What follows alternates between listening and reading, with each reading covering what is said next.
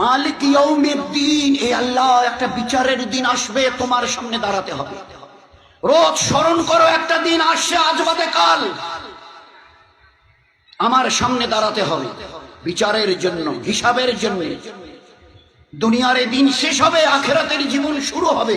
এই জন্য রোজ আমাদেরকে সূরা ফাতিহা স্মরণ করিয়ে দেওয়া হচ্ছে। ডেট অফ রিসারেকশন, একটা দিন আসছে। পাই পাই ফামাইয়ামাল মিসকালা জাররাতিন খায়রান ইয়ারা ওয়া মিসকালা জাররাতিন শাররান ইয়ারা।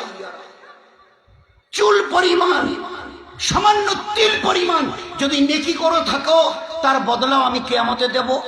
তিল পরিমাণ, তিলার্ধ, একটা তিলকে 100 টুকরো করে একটা তিল তিল, তো অতটুকু যদি গুনাহ করে থাকো তার শাস্তিও তোমাকে দেয়া হবে।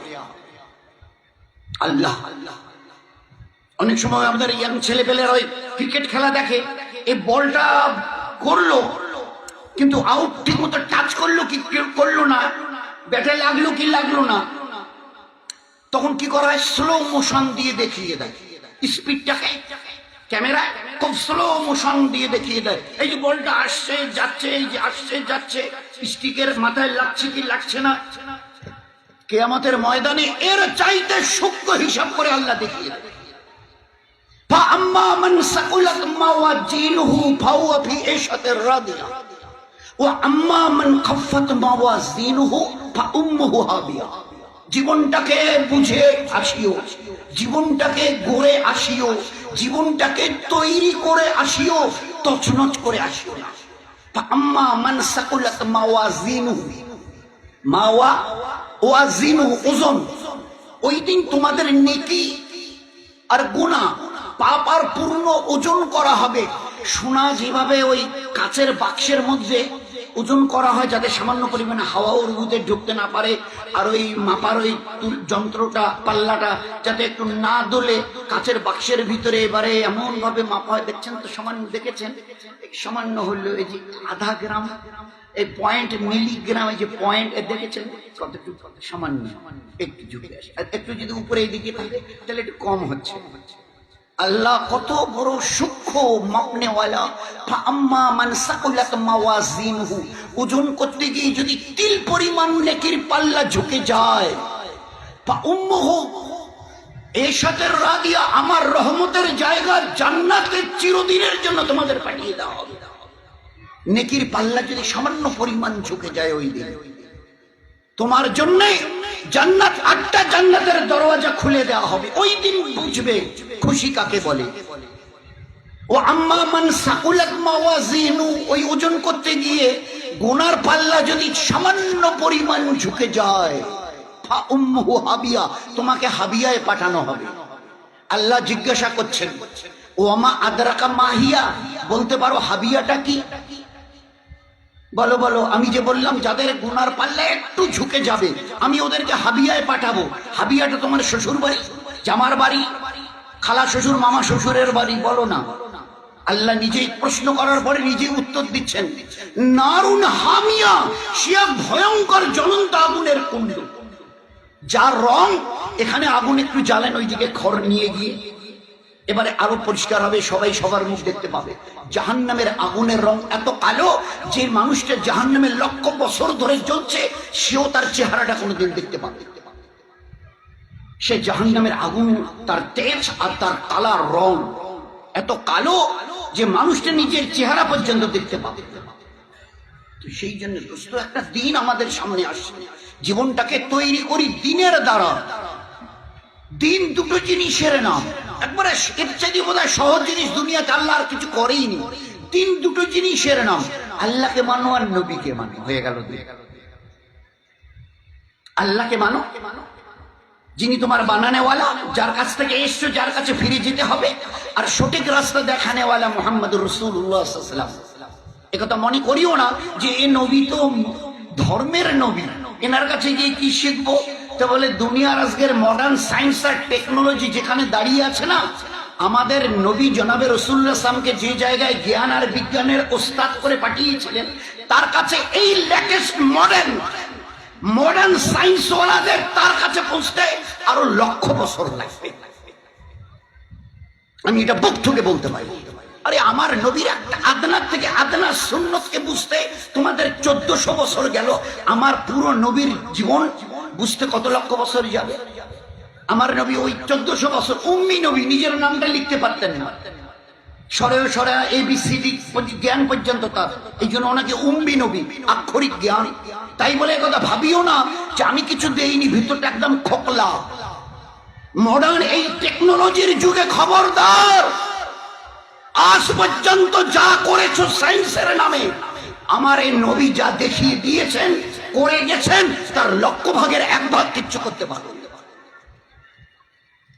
As for example, 1500 বছর দাঁড়িয়ে বলছে তোমরা এটাকে শোকটান বলছো, আমি নবী এটাকে বিপদের কারণ বলছি। নবীর আইকিউ, নবীর সায়েন্স, নবীর আইকিউ, দূরদর্শিতা। দিন কয়েক আগে বলতে এটা শোকটান, এর নামই দেয়া হয়েছিল শোকটান, আজ থেকে 30, 40, 50 বছর আগে। এখন আর ও কথা বলেও না, আর ওরকম লেখা লেখেও না। যত দামি সিগারেটও উপরে লেখা আছে, cigarette smoking is injurious to health, but why it will be there? ও মডার্ন সায়েন্স ওয়ালারা, কি করলে আজ পর্যন্ত তোমরা? একটা মোবাইল হাতে নিয়ে কি বলছে, লে লো দুনিয়া মুঠি মে, আর হাতের সিগারেট, এত দামি সিগারেট, আর তার গায়ে লেখা আছে প্যাকেটটার দাম 150 টাকা, 10টা সিগারেটের দাম, একটা স্টিকের দাম, সিগারেটের দাম 15 টাকা করে, আর উপরে লেখা আছে ধূমপান স্বাস্থ্যের জন্য ক্ষতিকারক। এখানে যে ক্ষতিকারক ব্যাকটেরিয়াটুকু আছে, জীবাণুটুকু, ভাইরাসটুকু, কেন এটাকে বের করে, এটাকে বের করা গেল না? যাচ্ছে না? গোটা দুনিয়া যেখানে নিজের হাতের মুঠোয়, সত্যি তাই করে দেখিয়েছে সায়েন্সওয়ালা, অস্বীকার নেই আমাদের। কিন্তু আমার দামি সিগারেটের প্যাকেটে এখনো লেখা থাকবে কেন? Why it will be there? আমার নবীর নজর, আমার নবীর পারদর্শিতার বিদ্যা, এটাকে অ্যাভয়েড করার ক্ষমতা তোমাদের নেই, চাই যত চেষ্টা তোমরা করো। সিগারেটটা টান দিলে কতটা ব্যাকটেরিয়া তৈরি হয় আল্লাহ পাক নবীকে দেখিয়ে দিয়েছেন। এই নবী আমার শুধু নামাজ, রোজা, হজ, যাকাতের কথা বলবার জন্য যায়নি, জ্ঞান ও বিজ্ঞানের যা কথা বলেছে বুঝতে তোমাদের লক্ষ বছরে, তো 1300 বছর গেল, লক্ষ বছরও লাগবে, লক্ষ বছরও লাগবে। সিগারেটটা টান দিলে যে ব্যাকটেরিয়াটুকু তৈরি হয়, ভাইরাসটুকু যে তৈরি হয়, চিন্তা করতে পারবো না যে কত ক্ষতিকারক জিনিস। কি করে বুঝলো মুহাম্মদ সাল্লাল্লাহু আলাইহি ওয়াসাল্লাম? তিনি তো কোনোদিন কেমিস্ট্রি নিয়ে পড়াশোনা করেননি। 9, 10 এর ছেলেরা, 7, 8 এর ছেলেরা কেমিস্ট্রি পড়ে, ফিজিক্স, কেমিস্ট্রি, তো তার তো 1, 2 বিদ্যা নেই। তিনি কি করে জানলেন যে সিগারেট ধূমপান করলে এর একটা ব্যাকটেরিয়া তৈরি হয়, ভাইরাস তৈরি হয়? কি করে তিনি এই কথা বললেন? একজন উম্মি নবী। কোন গরম খাবারে নাক আর মুখের হাওয়া দিও না। কি করে, কেন বললেন? বলে পিছনের একটা বড় কারণ আছে, দেয়ার ইজ এ রিজন, একটা বড় কারণ। কি কারণটা? কিছুদিন আগে মজা ঘুরালো দুনিয়া, গোটা দুনিয়া মজা ঘুরালো যে এইভাবে বলে বলে বলে বলে লোককে আপনারা ব্যাকডেটেড করাচ্ছে এইভাবে। এই ভাই গরম চায় খুব দেবেন না, এই গরম খাবারে একটু তাড়াতাড়ি যেতে হবে, অফিসে, স্কুলে, কোর্ট কাছারিতে, ট্রেনে, বাস ধরতে হবে, একটু তাড়াতাড়ি একটু ফু দিয়ে নি। বলছে না না, নবী মানা করেছে। ভাই বলছে যে এগুলো মানে কি বলি আপনাদের, এইসব করে আপনারা একটা সমাজকে পিছিয়ে রাখছে। এই ছিল কয়েকদিন পিছনের বল। এখন কি বলছে যে সত্যি আদৌ আমাদের এই সম্পর্কে কোনো ABC নলেজ পর্যন্ত ছিল না। আজ গোটা সায়েন্স কি বলছে, এই 6, 7 এর ছেলেরা এখন পড়ে যে আমরা যখন হাওয়াটা নিই ওটা কি যায় ভাই ভিতরে? কি যায় বলুন? যারা পড়াশোনা করেছেন, পড়াচ্ছেন, কি যায়? O2, oxygen. আচ্ছা, ওই নিঃশ্বাসটা আমি নিলাম, আবার নিয়ে ছেড়ে দিলাম, ওই হাওয়াটা গেল ভিতরে, ঢুকে বেরিয়ে এলো, যখন বেরিয়ে আসে কি বের হয়ে আসে? আরে ভাই কি বের হয়ে আসে? CO2, কার্বন ডাই অক্সাইড, বিষাক্ত বায়ু। এটা মুহাম্মদ সাল্লাল্লাহু আলাইহি ওয়াসাল্লামের জানার কথা ছিল। তিনি তো ধর্মের নবী, তিনি তো ধর্মের নবী। নামাজের কথা বলবে ঠিক আছে, রোজা, হজ, যাকাত, তাসবিহ, তেলাওয়াত, দান, খয়রাত, পর্দা, পুশিদা, বাচ্চাদের তালিম, তারবিয়াতের কথা বলবে। ইনি কি করে বুঝলেন যে হাওয়াটা টানছো মুখ অথবা নাক দিয়ে, অক্সিজেন ভিতরে গেল, যাচ্ছে, আর ওইটাই যখনই বেরিয়ে আসে সঙ্গে সঙ্গে কার্বন ডাই অক্সাইড নামের বিষাক্ত বায়ু। তার তো জানার কথা নয়, বলুন না। তো এরকম এর এক দুটো নয়, গোটা তার লাইফ, তার গোটা লাইফ যদি আমরা স্টাডি করে দেখি তাজ্জব হয়ে যাবে, তাজ্জব হয়ে যাবে যে আল্লাহ পাক এই নবীকে কত জ্ঞান ও বিজ্ঞানের আল্লাহ পাক তাকে ইলম আর পারদর্শিতা দিয়েছেন। এই জন্য শুধু দুনিয়াতে উনি মুখ্য বানাবার জন্য, লোককে নিরেট মুখ্য বানাবার জন্য আল্লাহ তাকে নবী করে পাঠায়নি। তো এই নবীর কে যদি চিনতে চেষ্টা করি, তার আনিত দিনটাকে যদি বুঝতে চেষ্টা করি, তো দিন দুটো জিনিস, আল্লাহকে মানো, নবীকে মানো।